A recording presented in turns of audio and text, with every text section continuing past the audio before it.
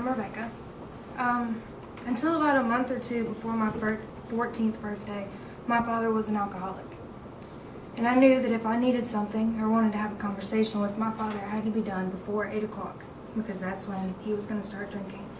And he was going to completely disappear. I had childhood depression and anxiety, and I remember for probably about 2 years, every time I took a shower, I would stand in the shower and I would pray to God that he would kill me before I turned 10. I thought that I had to do everything perfectly, in school, with my family, everything.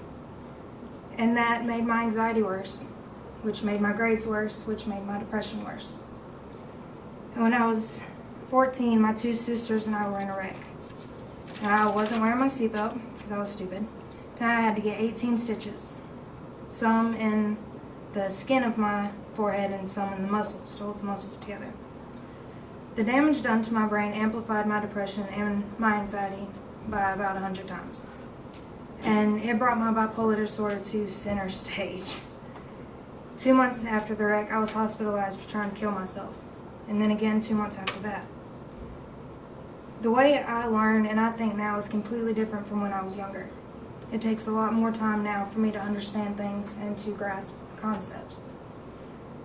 And I developed a stutter and a weird form of dyslexia where my brain recognizes what I want to say, but my mouth says something completely different.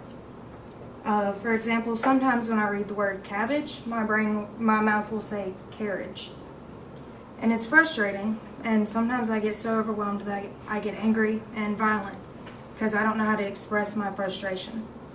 But on the bright side of that, because I go through this and I know what it feels like to try so hard to understand something and it just not click, I know that I can't just assume that because this 4-year-old little boy isn't doing his work and is acting out, maybe he's not being disobedient. Maybe he's frustrated and doesn't understand and doesn't know how to express his frustration. And I understand that some students need a little more and some students need a little less. And sometimes when students get to that angry and violent stage, sometimes it's not best to leave them alone. Sometimes they need a hug, or sometimes they need somebody to talk to. And I know that every family and every school is different, and every child is different. But sometimes there are things that happen at home that shouldn't be uttered at school. And I want to be the teacher that they can tell things like that to, one that they can trust. I want my students to know that my only purpose is to serve them. I am there to do whatever I can for them, to help them, to make them whoever they want to be.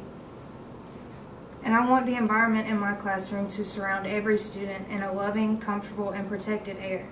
Because when students are comfortable and they feel safe and loved, that's when they learn best. Thanks.